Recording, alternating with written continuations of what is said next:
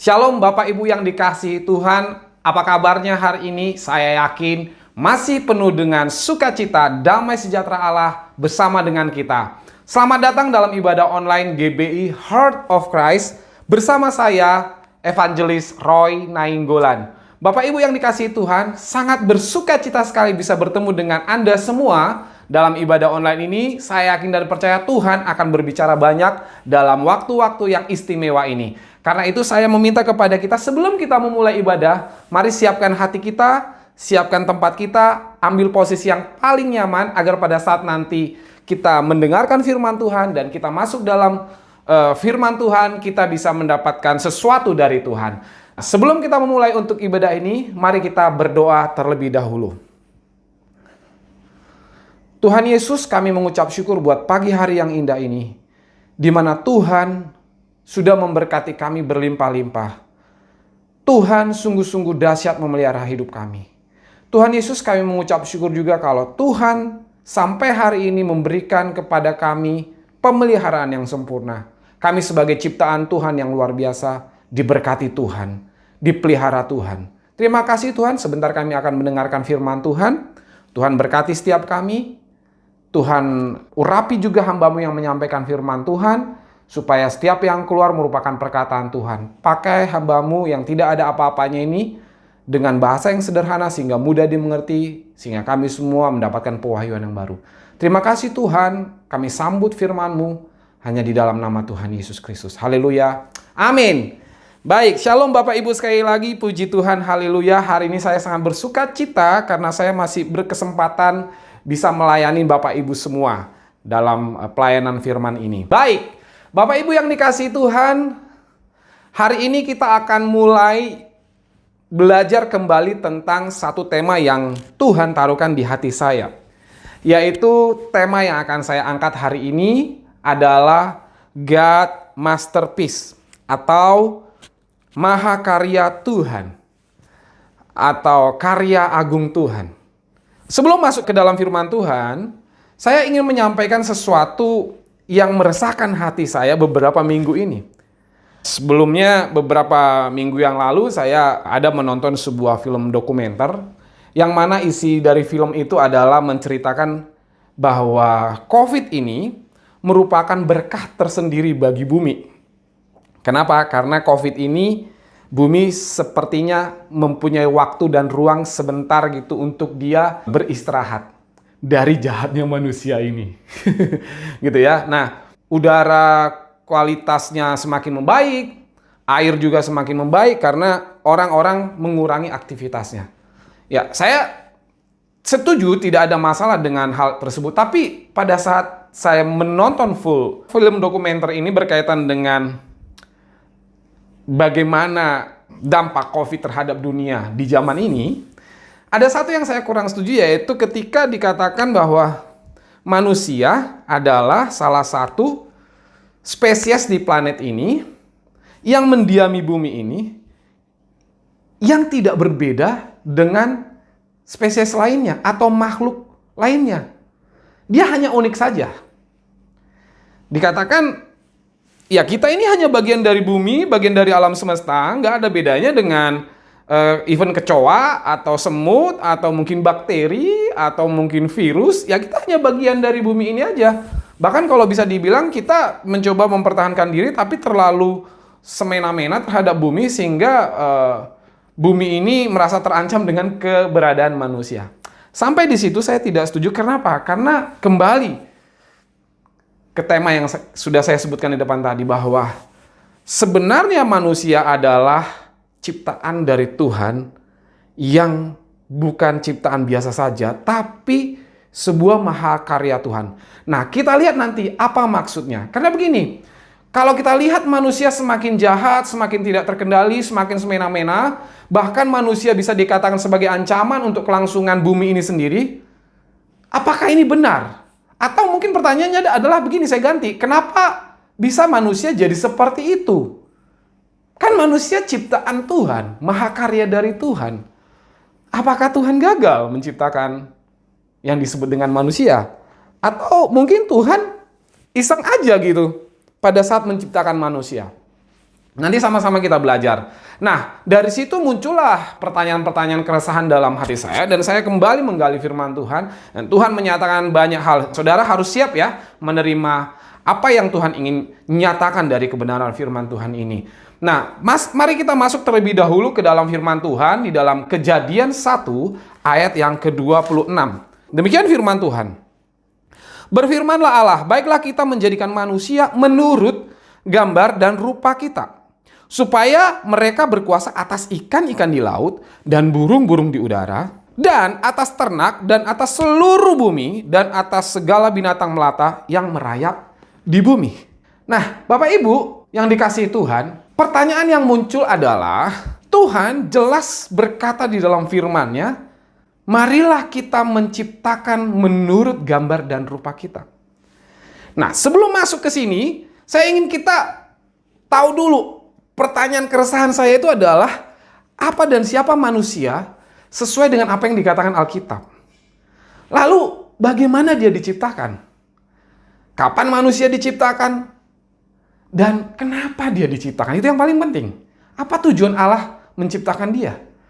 Sehingga nanti kita tahu menjawab pertanyaan-pertanyaan yang berseliweran di mana aja. Bahkan ada satu teori yang bilang bahwa manusia adalah hasil evolusi, yang totally saya tidak setuju, karena Alkitab berkata manusia diciptakan bukan hasil evolusi. Kita bisa mempertanggungjawabkannya ketika kita tahu bahwa secara Alkitab firman Tuhan bilang Tuhan menciptakan kita sesuai gambar dan rupa Allah. Nah, yang pertama mari kita satu-satu kupas dari firman Tuhan ini. Dikatakan demikian di dalam Kejadian 1 ayat yang ke-26. Baiklah kita menjadikan manusia menurut gambar dan rupa kita. Jadi jelas, firman ini jelas sekali, clear, bahwa Tuhan sebagai Allah yang menciptakan manusia, dia menciptakan manusia dalam kemahakuasaannya.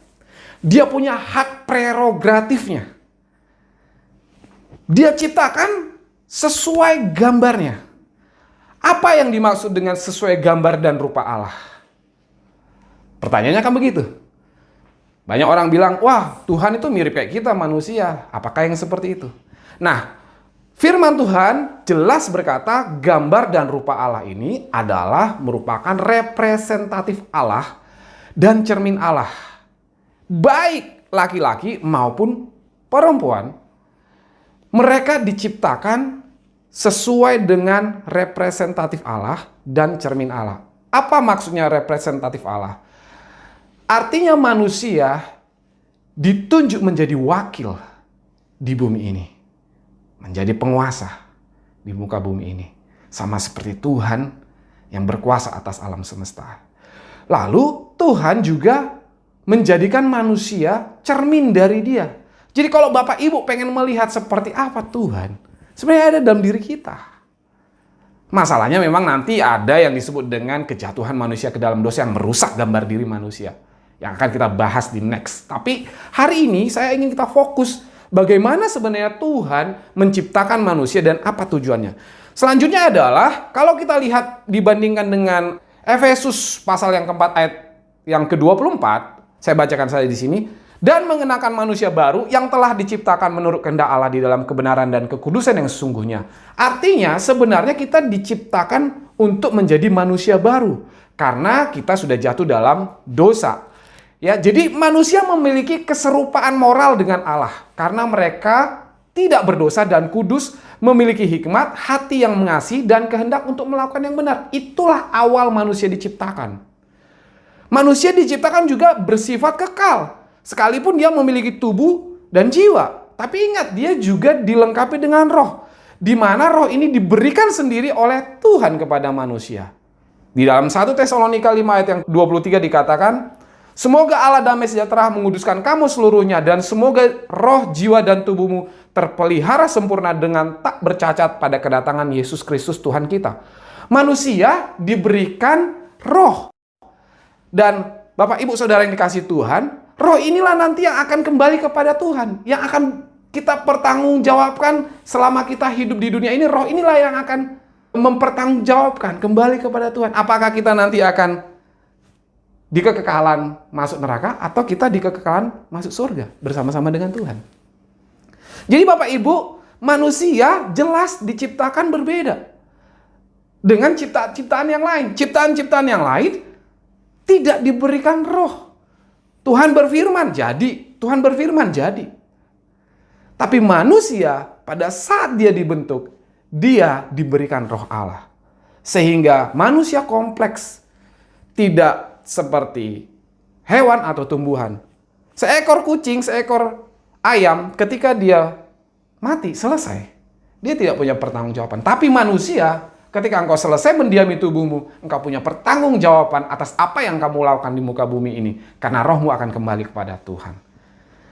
Jadi, manusia sebagai ciptaan Allah, dia diciptakan oleh kemahakuasaannya, diciptakan sesuai dengan gambar dan rupa Allah, mempunyai tanggung jawab terhadap tubuh yang diberikan roh. Baik Bapak Ibu, kenapa sekarang kita bertanya-tanya, manusia sekarang kok jadi rusak? Sekali lagi, ada dosa. Ada dosa yang merusak rencana Allah terhadap ciptaannya. Nah, tapi pada awalnya tidak. Tuhan ingin menciptakan manusia serupa dan segambar dengan Allah. Sempurna. Ya, selanjutnya adalah kapan manusia diciptakan? Pertanyaan ini simpel sekali. Saya nggak akan bahas hari Senin, Selasa, Rabu, Kamis, Jumat, Sabtu, Minggu Bapak Ibu. Tapi saya sesuai dengan Alkitab diciptakan pada hari ke-6. Makna yang terdalam adalah apa? Tahukah Bapak Ibu, pada 5 hari sebelumnya, sebelum Tuhan menciptakan manusia, Tuhan telah mempersiapkan yang terbaik dulu kepada manusia. Tuhan sudah mempersiapkan tempat, sehingga ketika nanti manusia diciptakan, manusia nggak tiba-tiba ada di tempat dalam kegelapan yang nggak jelas. Pada hari pertama Tuhan menciptakan terang. Pada hari kedua Tuhan menciptakan cakrawala untuk memisahkan air di atas dan di bawah. Hari ketiga Tuhan menciptakan tumbuh-tumbuhan. Hari keempat Tuhan menciptakan benda-benda penerang di langit. Lalu hari kelima Tuhan menciptakan binatang laut dan burung di udara. Saudara tahu pada saat dia menciptakan hal tersebut, semua benda-benda dan makhluk hidup tersebut, Tuhan hanya bilang, berfirmanlah dia, maka jadi. Dilihatnya baik, jadilah. That's it. Tapi begitu Tuhan menciptakan manusia pada hari ke-6, ada sesuatu yang berbeda. Dia tidak hanya berfirman, nanti kita lihat. Dia menghembuskan nafasnya. Nah, tapi poinnya adalah, kapan Tuhan menciptakan manusia adalah ketika semuanya sudah settle atau semua sudah baik, maka diciptakanlah manusia. Apa artinya? Artinya Tuhan menyediakan tempat yang paling baik dan Tuhan sudah merencanakan bahwa manusia harus mendapatkan yang terbaik sebelum Tuhan menciptakan manusia. Jadi jangan takut Bapak Ibu. Seringkali kita khawatir dengan hidup kita, kita merasa ketika kita ada di dunia ini, kenapa hidup saya seperti ini terus? Tahukah saudara bahwa Tuhan pada awalnya punya blueprint, punya rencana. Sebelum Tuhan menghadirkan seseorang di dunia, bahkan sebelum engkau lahir, Tuhan sudah punya berkat spesial buat Anda. Yang kedua, Tuhan menciptakan manusia. Kenapa dia ciptakan sebelumnya banyak benda-benda dan banyak makhluk? Supaya dia berkuasa dan dia mengusahakannya. Jadi yang pertama manusia diciptakan setelah ciptaan-ciptaan yang lain karena Tuhan tahu dia rindu memberkati manusia dengan berkat-berkat yang terbaik. Tuhan tahu bahwa manusia adalah makhluk yang spesial, merupakan makhluk yang diciptakan sangat-sangat agung sehingga dia ciptakan dulu yang lain untuk manusia nanti ditempatkan di situ. Dia ciptakan dunia dan dia ditempatkan di Taman Eden. Taman yang indah, di mana berkat-berkat Tuhan luar biasa di sana dilimpahkan. Itu rencana Tuhan yang pertama kali. Rencana yang kedua adalah Tuhan ingin supaya manusia berkuasa dan mengusahakannya dan memeliharanya. Jadi kalau kita diciptakan manusia, kita harus bekerja. Harus mengusahakan apa yang ada di dunia ini. Pengangguran atau menganggur bukanlah ide Tuhan. Tuhan kita adalah ide yang bekerja. Tuhan kita adalah Tuhan yang kreatif. Dia tidak pernah berhenti bekerja. Sampai hari ini dia terus bekerja mengasihi anak-anaknya. Menyatakan banyak mujizat. Menyatakan kasih setianya. Dia tetap bekerja. Jadi kalau Bapak Ibu bilang, wah saya hidupnya susah. Saya nggak mau kerja. Pekerjaan lagi susah. Salah Bapak Ibu. Tuhan kita adalah Tuhan yang kreatif dan Dia bekerja dan Dia ingin anak-anaknya juga sama seperti Dia melakukan pekerjaan, mengusahakan dan memelihara bumi ini. Amin.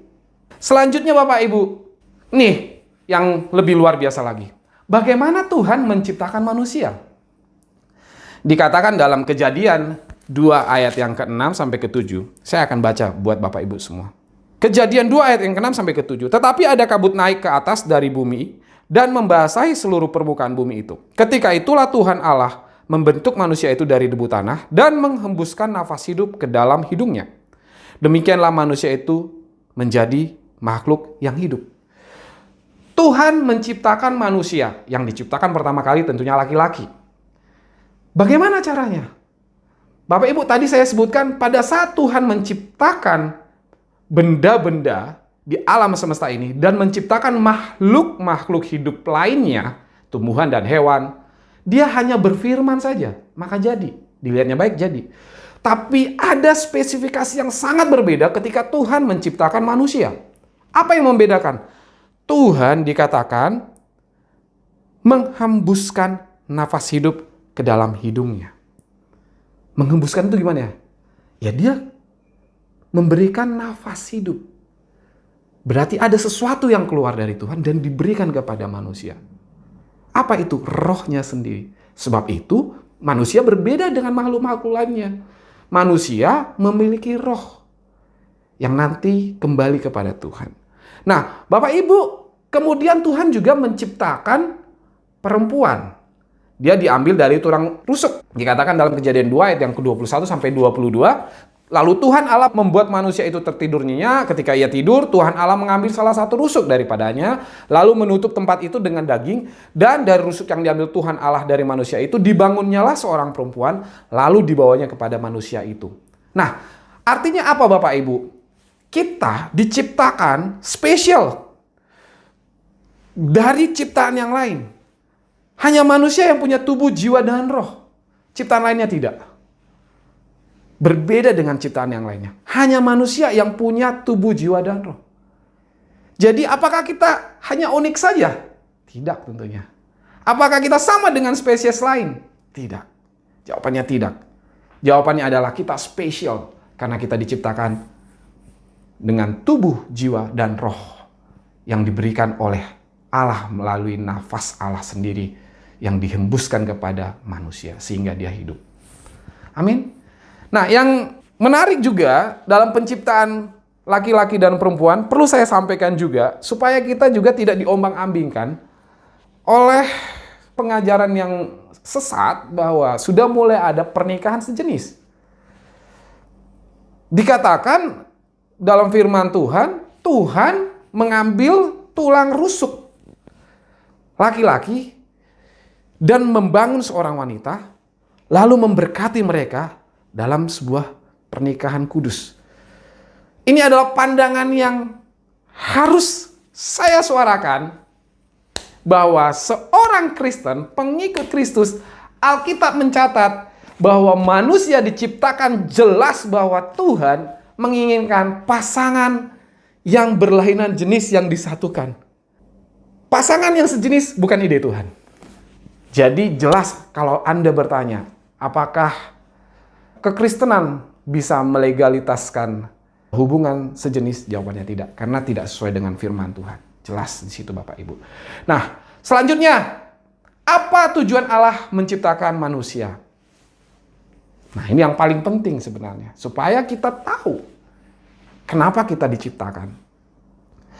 Dalam Kejadian 1 ayat yang ke-28, dikatakan demikian, Allah memberkati mereka. Lalu Allah berfirman kepada mereka, beranak cuculah dan bertambah banyak. Penuhilah bumi dan taklukkanlah itu. Berkuasa atas ikan-ikan di laut dan burung-burung di udara. Dan atas segala binatang yang merayap di bumi. Bapak Ibu, poinnya kenapa Tuhan menciptakan manusia? Yang pertama, Tuhan ingin memberkati manusia. Tuhan ingin agar manusia menerima berkat dan kasih karunia Tuhan. Menjadi pribadi yang dekat dengan Tuhan sebagai Bapa, kekasih dan sahabat. Dan Tuhan ingin kita bergaul karib dengan Dia. Tuhan bahkan menciptakan surga dan dia memberikan dirinya di dalam Yesus Kristus sebagai tebusan untuk jaminan kita bisa masuk surga. Jadi Bapak Ibu, Tuhan menciptakan kita itu tidak iseng. Tuhan menciptakan kita itu tidak karena nggak ada kerjaan lain. Bukan. Tapi Tuhan menciptakan kita karena dia berlimpah kasih karunia. Dia berlimpah kasih. Dan kemahakuasaannya dia ingin menyatakan kepada manusia bahwa aku ingin menciptakan seorang yang bisa aku kasihi. Aku ingin bisa berkati karena aku ini maha kasih. Aku maha memberkati. So kalau Bapak Ibu masih belum diberkati, belum merasakan kasih Tuhan, coba. Apakah kita telah lari dari rencana Tuhan? Kan jawabannya seperti itu. Karena Tuhan sendiri menginginkan kita ada dalam kasih-Nya, ada dalam berkat-Nya. Itulah tujuan pertama kali Tuhan ingin menciptakan kita. Kita ingin diberkati oleh Tuhan. Kita diciptakan bukan karena kebetulan, kita diciptakan bukan karena kecelakaan, kita diciptakan bukan karena iseng. Jadi kalau ada satu orang anak pun yang lahir dari hubungan yang tidak resmi, MBA, tapi saya tahu ketika dia menerima Tuhan Yesus sebagai Tuhan dan Juru Selamatnya, dan dia mengerti benar bahwa dia diciptakan oleh Tuhan untuk tujuan yang benar, bahwa Tuhan ingin memberkati dia, maka dia akan ada dalam berkat-berkat Tuhan. Katakan amin. Janji Tuhan iya dan amin. Dia menciptakan kita karena Tuhan ingin memberkati kita. Tuhan ingin memiliki hubungan intim dengan kita. Dan puncaknya itu adalah ketika Tuhan Yesus datang dari surga, turun ke dunia, menyatakan kasih-Nya, melakukan karya di atas kayu salib untuk menebus setiap dosa kita. Agar setiap orang yang berdosa dipulihkan kembali hubungannya, dipulihkan kembali gambar dirinya yang rusak. Karena apa? Karena hanya satu hal saja yang membuat gambar diri kita rusak atau identitas kita rusak.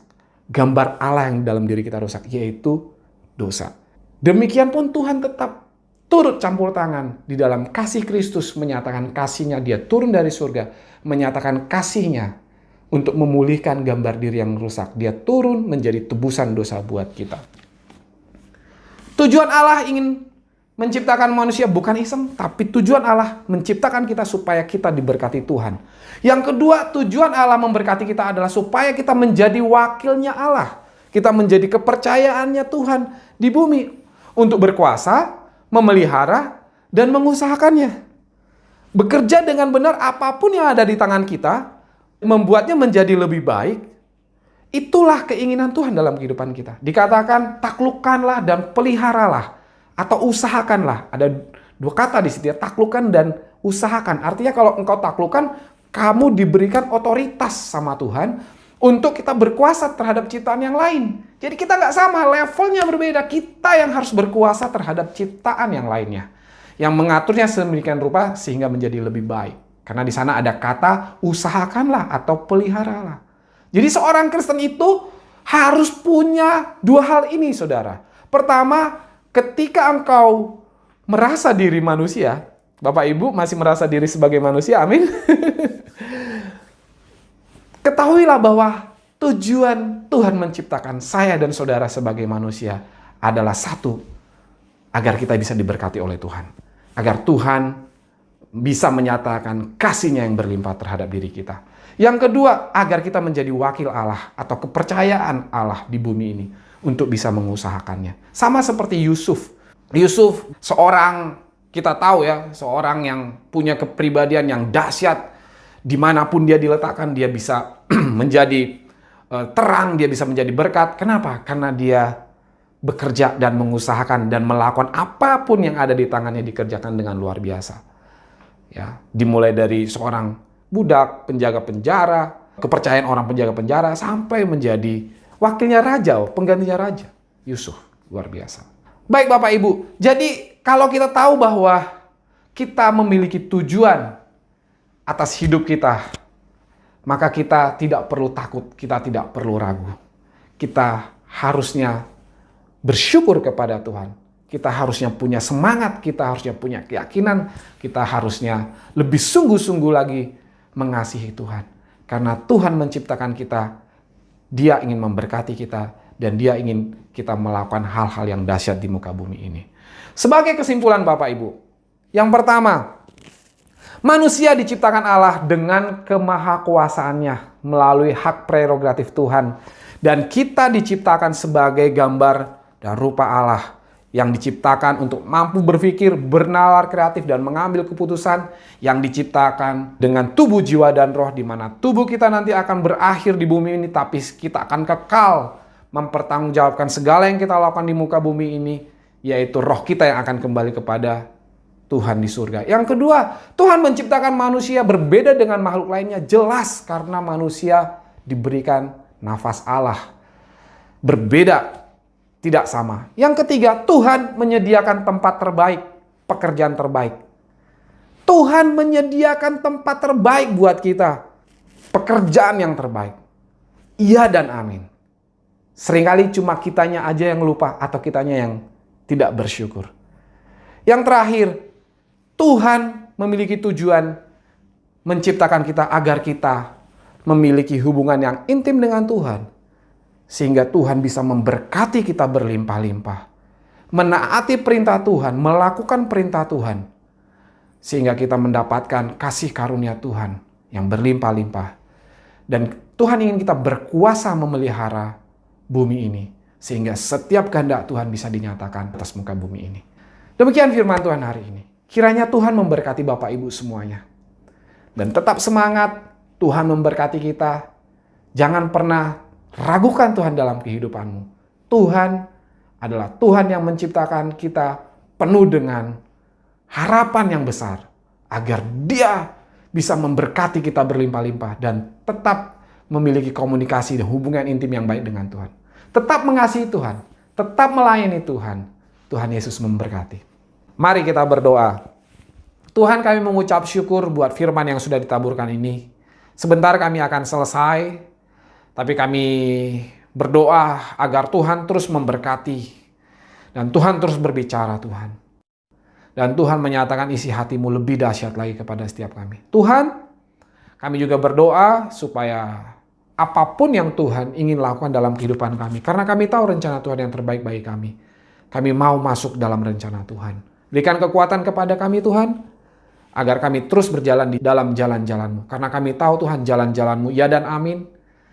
Kerinduan hati Tuhan adalah ingin memberkati kami, terus membangun hubungan intim dengan kami. Ampuni kalau kami selama ini menjauh dari Tuhan, dan kami masih main-main dengan dosa Tuhan. Ampuni karena kami tahu dosalah yang membuat gambar diri kami rusak, dan dosalah yang menghancurkannya. Tapi di dalam nama Tuhan Yesus kami percaya, ketika kami meminta ampun atas dosa kami, dan ketika kami melakukan pemberesan terhadap Tuhan, dosa kami diampuni, dan kami dipulihkan di dalam nama Tuhan Yesus. Terima kasih Tuhan. Berkati setiap kami dimanapun kami berada. Dan kalau sebentar kami akan menutup ibadah ini, kami siap menerima berkat yang daripada Tuhan. Mari Bapak Ibu, saya mengundang kita semuanya mengangkat tangan kita akan terima berkat daripada Tuhan. Diberkatilah istrimu, diberkatilah suamimu, diberkatilah anak-anakmu, diberkatilah pekerjaanmu dan pelayananmu. Apapun yang kau perbuat, Tuhan memberkati ketika engkau melakukannya dengan takut dan gentar akan Tuhan. Kiranya damai sejahtera Allah, sukacita dari Tuhan Yesus, pertolongan dan penyertaan dari Roh Kudus, menyertai, memberkati kita semuanya, mulai saat ini sampai dengan selama-lamanya. Di dalam nama Tuhan Yesus. Amin.